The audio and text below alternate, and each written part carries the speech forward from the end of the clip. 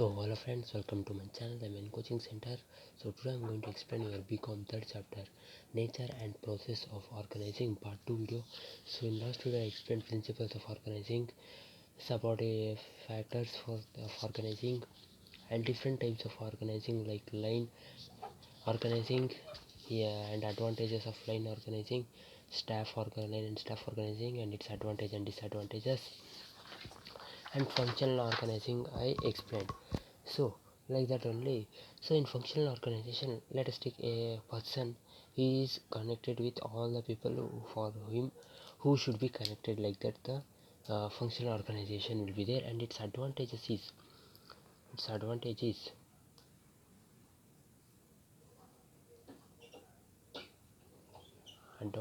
of functional organization. Its advantages, it helps in that functional helps in achieving achieving the benefits of specialization of work. Specialization of work, it helps us to achieve the benefit. Next, so each person gives his best effort. Each person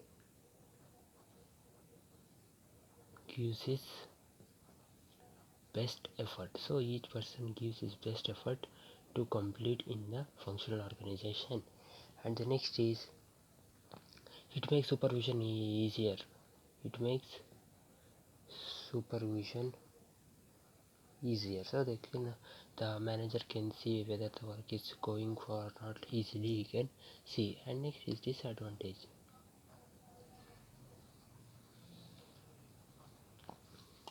So disadvantages is,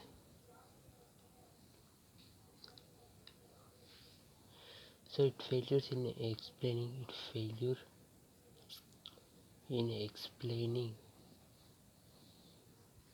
explaining the exact nature of functional authority. About its exact nature, it failures to say. And the clear cut, it tells us the clear cut lines of responsibility. It gives us the clear cut lines of responsibility and authority. Next, it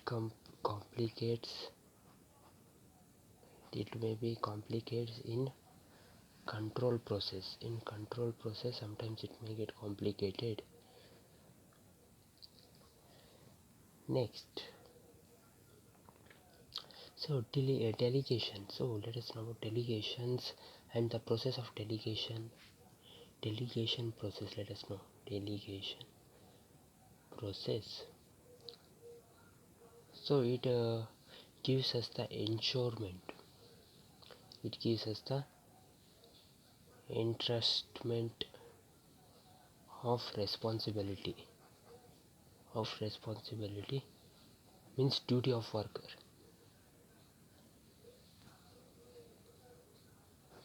So duty of work, it gives us responsibility to perform that. And also granting of authority to make use of resources. So it gives us permission to make use the resources, take necessary decision. So whenever we want, we can take the necessary decisions. And next is, it gives us a creation of an obligation or accountability on the part of the person. It gives. So let us discuss these. So it ensurement of responsibility. So responsibility will be given, it means the work or duty will be given, duty or work will be given, assigned in the to the person to do that, and granting the authority. So authority is the right granted to an individual to do his work. And next is the accountability. So creation of one's in subordinate interest with responsibility to perform certain jobs, and he is given a sufficient authority to perform that work what he has given.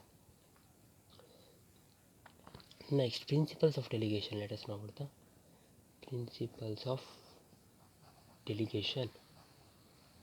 What are the principles of delegation? So the first principle is delegation by results expected. So this principle states that before delegating authority, the manager should look first and at the goals, and then he should give the authority sufficiently for them. Before he should see what all the goals we have. Next, principle of functional definition.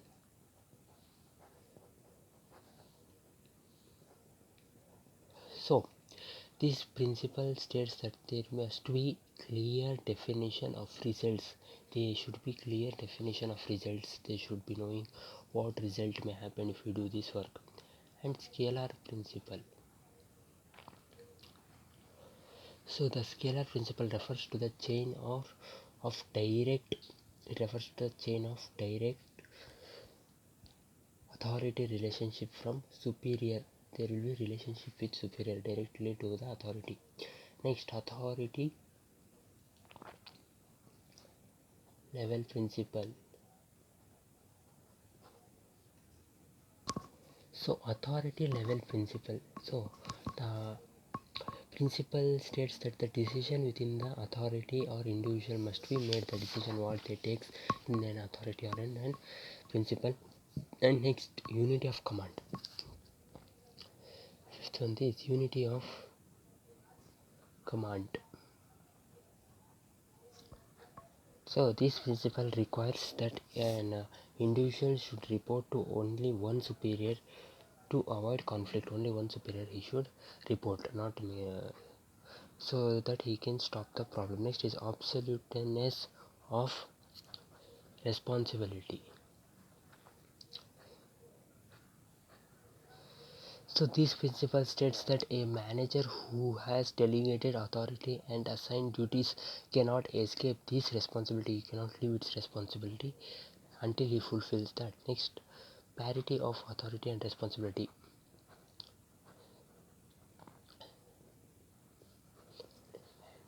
Responsibility. So this principle requires that the amount of authority should correspond to the amount of responsibility they should be responding.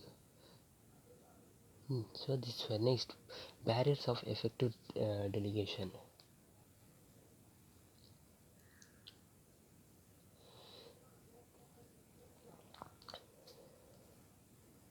So next, decentralization, factors of decentralization. Let us know decentralization, factors of decentralization.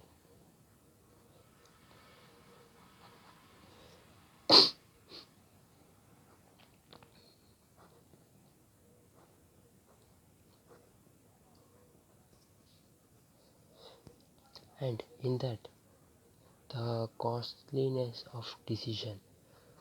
Factors of decentralization means the costliness of the decision. So the delegation of authority. So costliness of the decentralization. So a question for manager is not whether the organization should be decentralized, but what extent should be decentralized is means. So the costliness of the decision is, as a general rule, the more costly that the action would be decided. The if we not do the any mistake, what will be the result? Whether we have to pay more costliness, it may become the wrong decision. The desire for uniformity of policy.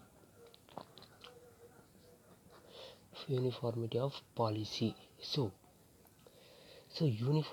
policy. So another factor favoring decentralization of authority is to desire to obtain uniform policy. All policy should be same with the companies. All the policies should be same.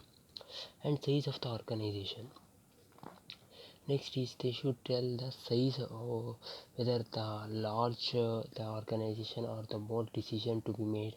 If it is small, they should make small decisions like that. And history of the entrepreneur, history of the enterprise.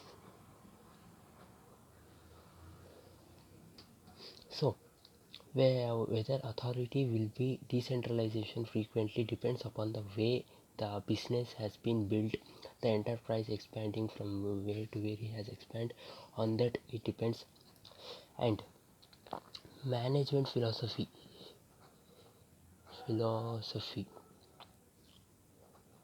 So the characters and philosophy of top executive have an important influence on the extent to which authority is decentralized. Sometimes top managers are absolute rulers and do not tolerate any interfere by the with the information. Next, availability of managers. So they should see where the availability of managers are there, whether the managers are working correctly, and control techniques. So they should check whether the managers what techniques they are using to control, whether it is correct or not, whether the techniques they are using is correct or not, controlling technique, whether they are seeing all that sectors of that business or not. Next, decentralized performance.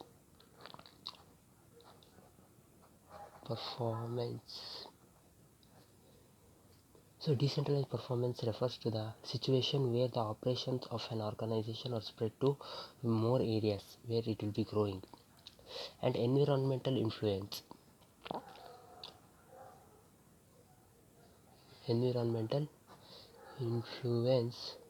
So they should see where they have to build the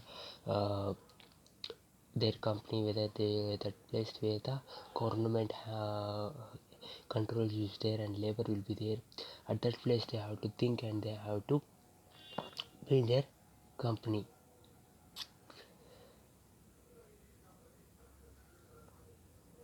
So the concept of decentralization and centralization refers to the extent of which authority has been passed down to lower level or has retained to the top of the organization.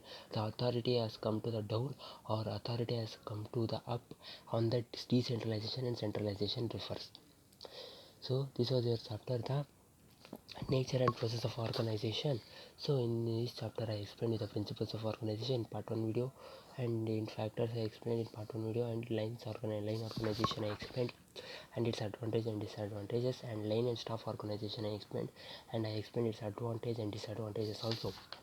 And also in this video I explained the functional organization and its advantage, disadvantage, and what is delegation process, principles what they have that in delegation process.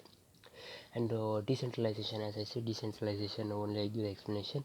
The concepts of decentralization and centralization refers to the authority from which it has gone to the lower level is a decentralization. From there where it has gone to top level in that company, there that is called as the centralization. Okay, and I explained about the factors of decentralization. And so this was your chapter, the nature and process of organization. I think you understand this chapter. So okay friends, if you want I will give the notes in the description, you can download it. So okay friends, like the video, comment on the video, and subscribe my channel. I'm in coaching center for more video. I will see you in my next video explaining another chapter. Till then, take care, have a nice day. Bye my dear friends.